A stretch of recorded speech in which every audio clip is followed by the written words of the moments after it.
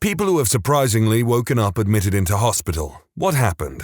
I hopped into the back of a mate's pickup after a rugby game, went to sleep and woke up in ICU in traction with no feeling from my waist down. Turns out we had a head-on collision with a drunk driver and I went through the back of the cab picking up a host of broken body parts including 4 compressed vertebrae. A year and a number of surgeries later, I walked out of hospital an inch shorter and with enough metal in me to set off metal detectors at airports. I was the lucky one. The other 3 guys in the truck never woke up afterwards. 20 years and it still gets me. The accident happened in Zimbabwe, where I grew up. I've traveled a fair bit since then, but am now a bona fide Kiwi. I didn't find out about the others for a while. Aside from being zonked on pain meds, I don't think I was capable of understanding what had happened. Visitation was restricted in the ICU to my folks, but the day after I was moved out, most of the 2 senior teams and some of the staff pitched up to tell me the nasty truth. The tiny ward was crammed with big, burly, ugly guys crying their hearts out, and I loved every one of them for it. Not sure where I was going with this, but I've ended up here. Here's a thought from an old guy with a messed up body who walks with a constant limp, has tried every legal and many non-legal relief options for the daily thrum of pain, who has had 2 decades of survivor's guilt, and who knows firsthand the debris that is left behind when someone is tragically and unceremoniously yanked from life, their family, and their friends. If you're not 100% in control, don't put the key in the ignition. Don't put yourself in harm's way, and don't risk messing up someone else's life. Call a cab, take a bus, walk, but for Christ's sake, don't drive. I think he covered everything that I felt like saying about this topic.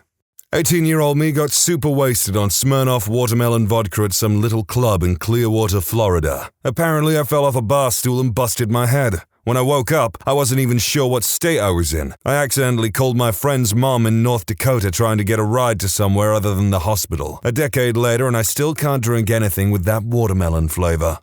I get that feeling, not with artificial watermelon flavors. I love that in sweets, in drinks, whatever. I absolutely love it. The actual fruit watermelon, kind of mid, not gonna lie. But I can't drink sours with a Z. It's a drink. It's disgusting to me now. I was 12 in 1982, woke up in a hospital bed feeling fine, no idea what happened, nobody else in the room. Last person I remember hanging out with was my friend, Scott. So I call his house, his mom answered, advised me to call my parents, no answer at the home phone. So I'm sitting in this bed trying to figure out why I'm even here. I finally discover that the rolling table over the bed opens up and there's a mirror under the lid. Across my forehead and down the whole right side of my face are fresh abrasions. Oh. That's why. Finally, get a hold of Scott and learn the story, which I still don't remember. Was riding my bike down a sidewalk near the grade school. Sidewalk takes a 45-degree left turn and I cut the corner. Grass is deep and a little wet and my front wheel catches the edge of the sidewalk, flipping me over. I landed on my face, dragging against the other edge of the sidewalk, knocked out cold. Another neighborhood kid was in the area, hustled back to alert my parents. My dad took me to the hospital in his car and I woke up the next day. Yes, my parents just left me in the hospital by myself. Waking up in hospital on your own as a kid would absolutely suck. I mean, I remember being admitted to hospital for, I won't go into it, but, it does suck. Hospitals just suck. Was at the pool. Next thing I know, I wake up in a hospital bed, feeling very cold and my throat hurts. Turns out I had actually drowned, but the lifeguard had pulled me out and reanimated me for about 45 minutes. Then I was flown to the hospital by helicopter where I lay in a coma for 2 days, during which they kept my body temperature low to prevent cerebral damage caused by lack of oxygen. I could go home a week after the accident. The way they described the lifeguard reanimating them, I'm picturing like a necromancer or something. My brother and I were outside playing with squirt guns. This was 2001, so I would have been 11. Next thing I know, it's Easter Sunday. I was in a hospital bed with a massive headache and blurred vision, and the last thing I remembered was 4 days ago. Apparently, I fell backwards and smacked my dome on the curb hard enough to fracture my skull and bruise my brain. Got 2 weeks off school, which was cool back then, and I've had to wear glasses ever since. Apparently, according to my mom, the first sign of consciousness in the hospital was me getting out of bed, taking a whiz on the floor, and then going back to sleep for 2 more days. The whole thing was a weird experience. Being in hospital in general, especially when you're freaking 11 years old or something and all alone, would suck. I understand why it would be a weird experience. I was running a half marathon with a friend and we had just passed the 10-mile mark and I felt like I was getting into a groove after I struggled a bit the previous few miles. Woke up the next day in the ICU with my family all around me. Heat stroke plus rhabdomyolysis. I was admitted with a temperature of 108.6 and they were telling my family to prepare for the worst. I had to stay in hospital for a few days and then take it easy for a few months, but otherwise came out unscathed. Don't recommend it. Rhabdomyolysis, often called rhabdo, is a serious medical condition that can be fatal or result in permanent disability. Rhabdo occurs when damaged muscle tissues release its proteins and electrolytes into the blood. These substances can damage the heart and kidneys and cause permanent disability or even death. And that's what rhabdomyolysis is. Woke up in the hospital with my roommate and her mom asleep in the chairs in the room. I started freaking out because I was 7 months pregnant and my pregnant belly was obviously not pregnant. My screaming woke them up. My fiancé and I had been hit by a drunk driver, killing my fiancé, and I lost the baby. I had been in a coma for 3 days. I have some really gnarly scars that my kids like to make up crazy stories about. My favorite being the time I fought off 3 knife-wielding psychotic carnies and murdered them with my bare hands. Well, you know what? I'm glad there was a semblance of a happy ending for this lady.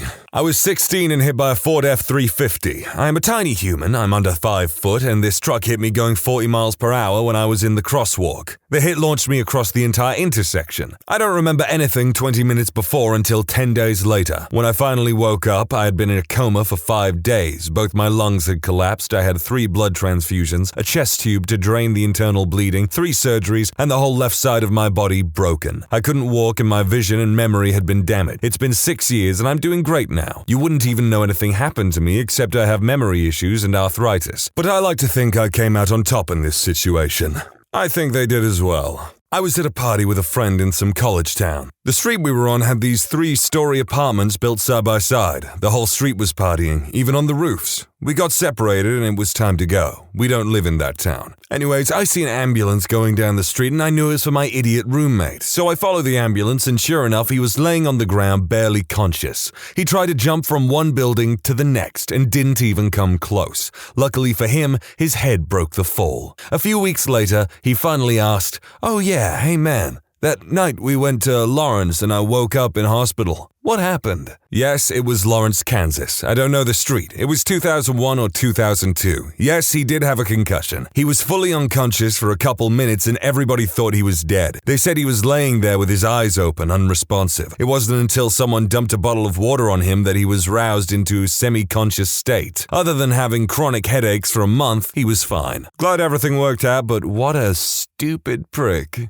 Woke up in the hospital, too weak to press a PCA pump, being told I'd been in a catastrophic motorcycle accident. Had suffered extensive injuries to my entire, except my left arm, spine, and head, thank the universe, body, and had been in a medically induced coma for 5 weeks. I lost any memory of the event or the week prior to it. I was hit by some unrepentant doucheburgers who were out on parole, repeat offenders, and decided it would be a great idea to assault a 7-Eleven clerk, rob the store, and lead the police in a 30-minute chase at excess speeds up to 100 plus. Their joyride ended when they went the wrong way on the freeway and took my on-ramp going 70 miles per hour against the traffic and slammed into me at a net speed of 120 miles per hour. I was going 50.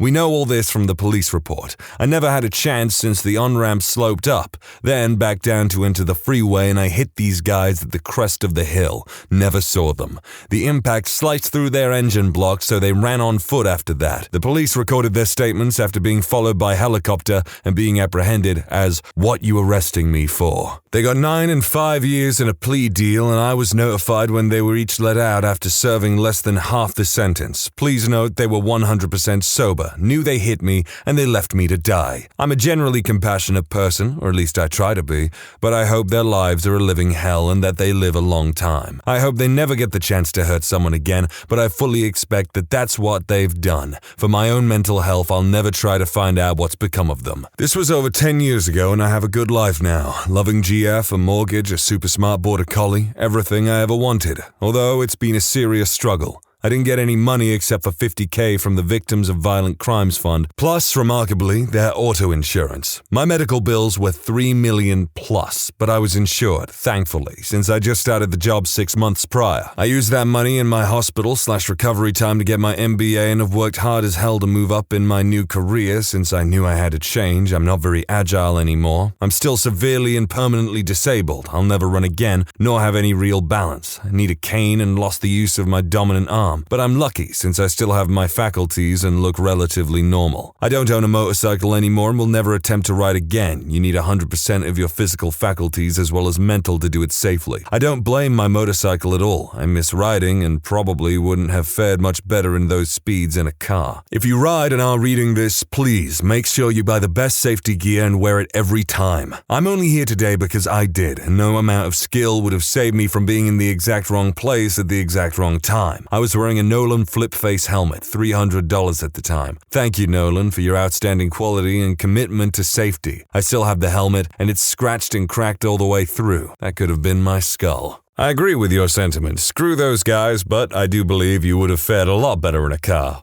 Wife, 2-year-old son, and myself went to visit a couple of friends out in the country. Had some food, had a couple of drinks myself, had an amazing time. Wife was sober. I was wrangling my young one back into his car seat to go home. He was so overtired and unhappy, but I made sure he was good and snug, and pulled out of the driveway after waving goodbye to our friends. I came to almost a month and a half later. I could barely move my legs and arms due to the neuropathy and fatigue. I had a feeding tube up my nose and a colostomy bag. The doctors told me that I had actually come to a couple days before while I was still in intensive care, but the nature of the anesthetic they had me on meant I kept kinda waking up, fading back, and forgetting everything. At this point, I was able to remember things normally. They told me right off the bat my son was fine, completely unharmed and in the care of a very old and dear friend with 3 kids of his own already. My wife was alive and relatively uninjured with the exception of some damage to her leg and a moderate brain injury that she would recover from slowly. They kept the details about the accident from me for a few weeks while I was recovering, but basically my wife missed a stop sign in the middle of a dark, poorly marked country road and we got T-boned by an SUV. Other driver was fine. It's been over 2 years since the accident. I got the strength back to walk again, but because of pins, bolts, plates in my left ankle and shin, I'll never likely be able to run again. The neuropathy in my legs wore off and eventually wore off in my arms to the point where I can use them normally again, but it was a lot of therapy retraining them. Suffered PTSD about 10 months after by the time I was back at home. From time to time, I still have nightmares about something that I don't technically have the ability to remember.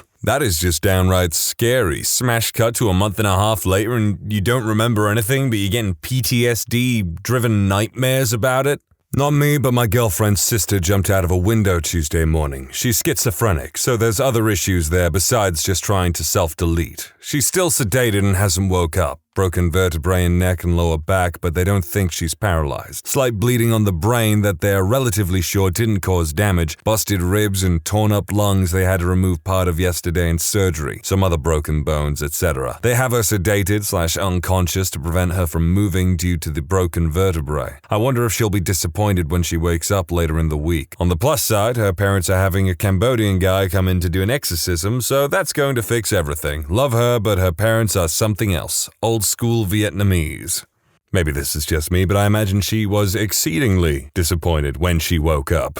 Snowshoeing, and by snowshoeing I mean a short, slow trip on a relatively flat, groomed trail because I in no way represent an athlete. Finished the trip and am standing on the edge of a parking lot looking over Lake Tahoe from Echo Summit. Next to me, 2 guys are filming some sort of ski ad, I assume. One guy skis down the cliff, hits a mogul, does a somersault, and then somehow stops to climb back up and repeat. Guy 2 is filming. Skier guys may be covering about a football field distance over and over again. It's a cliff and he acts about like he's getting up during an ad to get a soda from the TV. Ski, mogul, flip, stop, up, repeat. I enjoy the view and muse on the comparison between my pathetic activity and this guy's and think, okay, time to go. I immediately fall on the ground and can hear my wrist snap as it's caught in the strap on my ski pole. Get up, walk painfully back to my car, a quarter mile, curse all the families driving erratically and allowing their children to careen around the snow play park. I'm a little grumpy with the pain, then realize I can't can't get my keys out of my pants pocket. Ask a woman who looks like a mom to help. She steps into that extremely uncomfortable, intimate distance and reaches her hand deep into my disgusting pocket and fishes out my keys. It was very awkward. I thank her profusely and to this day will bless her and wish that she and her descendants may people the earth. Drive to Barton Hospital for a temporary cast, drive home. It's not easy driving with one arm and it's no doubt illegal, but I made it. I have another equally exciting story about a broken and dislocated shoulder from a bike ride. Doesn't exactly fit the criteria of this topic, but it was a nice shake-up, I suppose. I remember parts where the paramedics were taking me to the hospital in the ambulance, asking me about a 666 tattoo I had and something about how one of their sisters also attempted self-deletion. But I lost consciousness again before I could say I didn't remember even thinking about self-deletion. I woke up in the hospital and apparently I drank way too much and my dad found me unconscious. Everyone thought I tried to delete myself because I was alone, so it took a while before they just let me go without being taken to a psych ward. I was actually pretty depressed, and now I wonder if I was trying to die. I just feel bad about apparently throwing up on my cat before anyone found me. My dad said she was meowing next to me until someone came home.